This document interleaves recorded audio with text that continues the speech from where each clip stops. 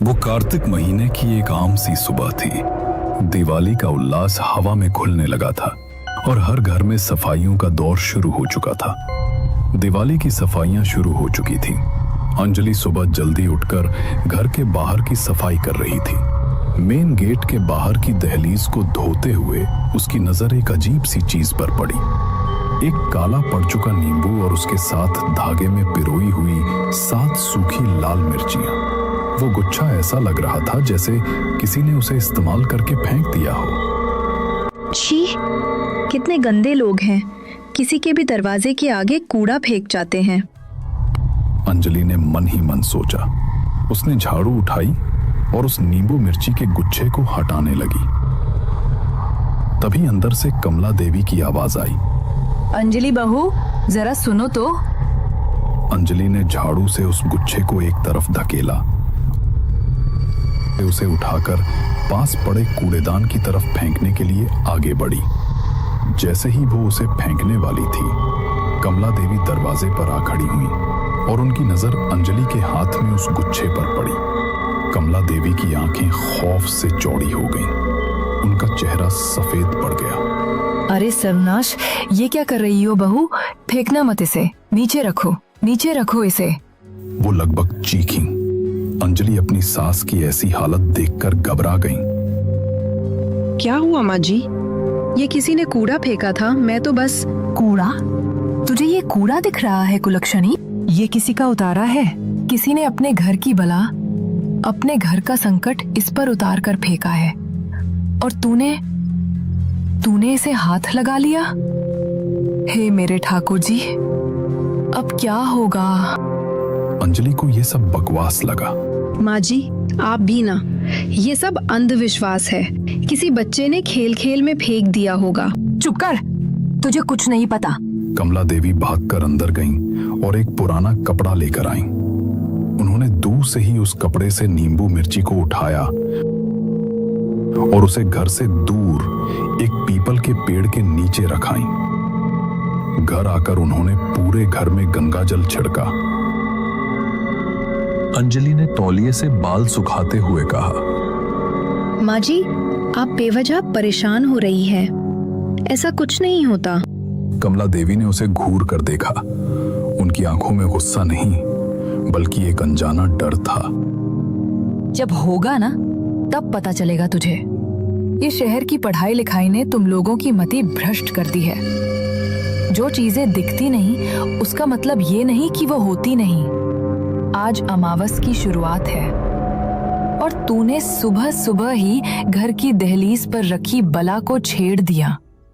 अब देखना घर की शांति कैसे भंग होती है। उस दिन के बाद अवस्थी परिवार की जिंदगी में सब कुछ वैसा ही था, लेकिन फिर भी कुछ तो बदल रहा था। एक अनजाना सा भारीपन घर की हवा में घुलने लगा था, जिसकी शुरुआत अंजलि के व्यवहार में आए एक छोटे से बदलाव से हुई। कमला देवी की चेतावनी को अंजलि ने हंसकर टाल दिया था, लेकिन उस दिन के बाद से उसे अपने ही घर में एक अजीब सी बेचैनी महसूस होने लगी।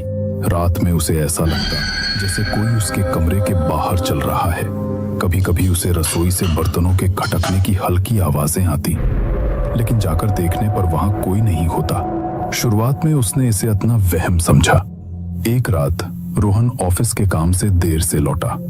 उसने देखा कि अंजलि सोफे पर बैठी एकटक सामने दीवार को घूर रही थी।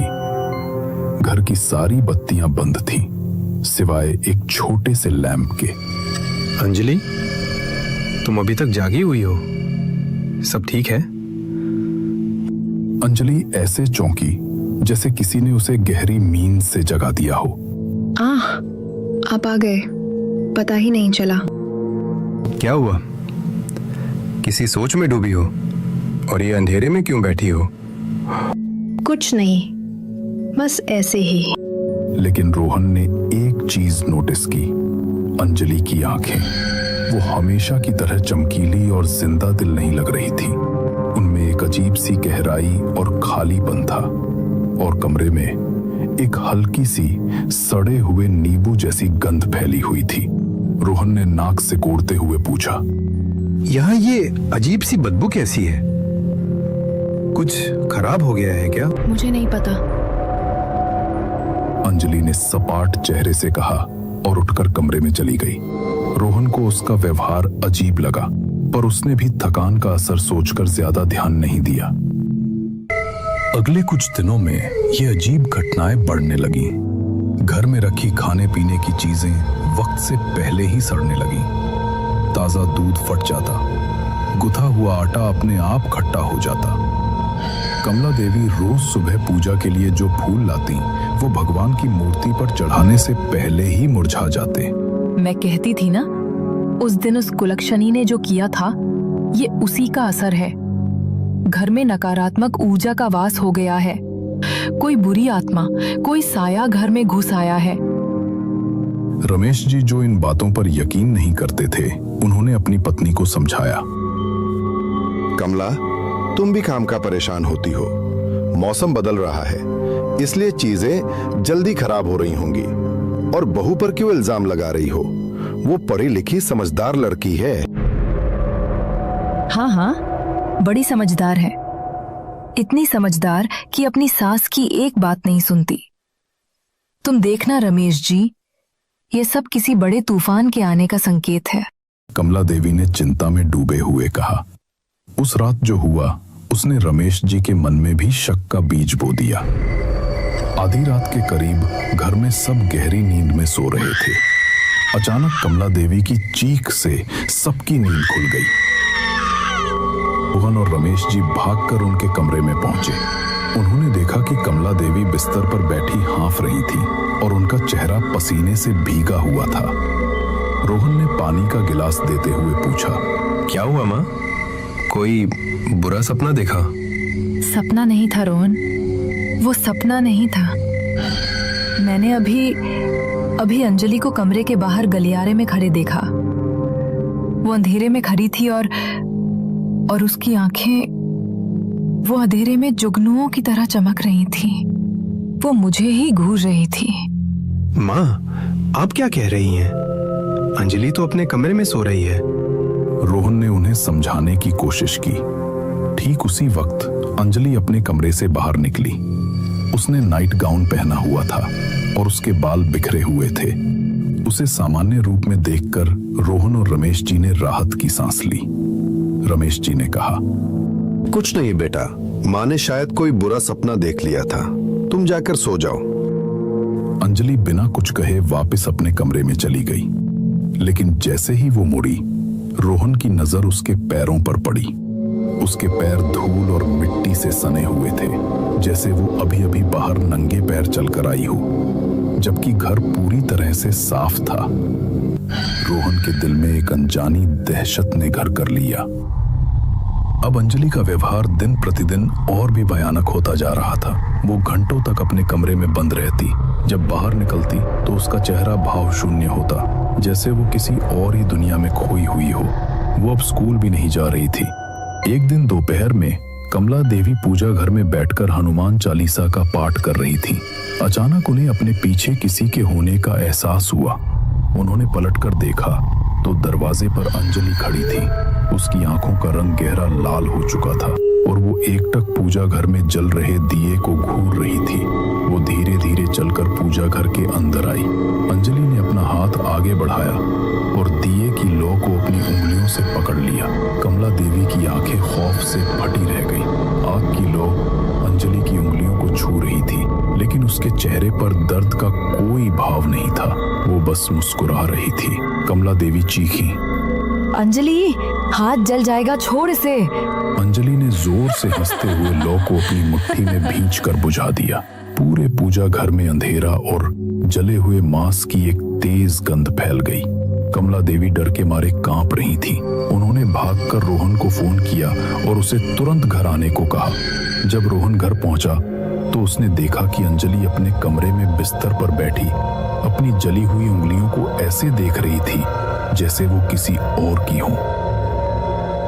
अंजलि, ये तुम्हारे हाथ में क्या हुआ? अंजलि ने रोहन की तरफ देखा। एक पल के लिए उसकी आंखों में वही पुरानी अंजलि की झलक दिखी, जो डरी हुई और दर्द में थी। उसकी आंखों से आंसू बहने लगे। रोहन, मुझे बचा लो। मैं ये सब नहीं कर रही हूँ। कोई और है मेरे अंदर जो मुझसे ये सब करवा रहा है। मैं उसे रोक नहीं पा रही हूँ। रोहन ने उसे गले लगाते हुए पूछा। रोहन, मुझे बहुत दर्द हो रहा है, बचा लो मुझे। ये पहली बार था जब उस चीज के कब्जे के बाद असली अंजलि बाहर आई थी, लेकिन ये ज्यादा देर तक नहीं रहा। अचानक अंजलि ने रोहन को पूरी ताकत से पीछे धकेला। रोहन दूर जाकर गिरा। अंजलि के रोने की आवाज अब एक भयानक हंसी में बदल चुकी थी। उसका सिर एक अजीब कोण पर मुड़ गया था। रोहन, रमेश जी और कमला देवी तीनों दरवाजे पर खड़े ये भयानक मंजर देख रहे थे। उनकी पढ़ी लिखी मॉडर्न बहू अब वो नहीं थी। उसकी जगह एक वहशी नापाक ताकत ने ले ली थी, जो उनके ही घर में, उनकी ही आंखों के सामने उनकी अंजलि को धीरे धीरे खा रही थी। अब उन्हें यकीन हो गया था कि ये कोई दिमागी बीमारी नहीं, बल्कि कुछ और ही है। अगर कहानी ने आपके दिल की धड़कनें तेज कर दी हों तो एक लाइक ज़रूर बनता है, और ऐसी ही रोंगटे खड़े कर देने वाली कहानियों के लिए हमारे चैनल को सब्सक्राइब करना ना भूलें।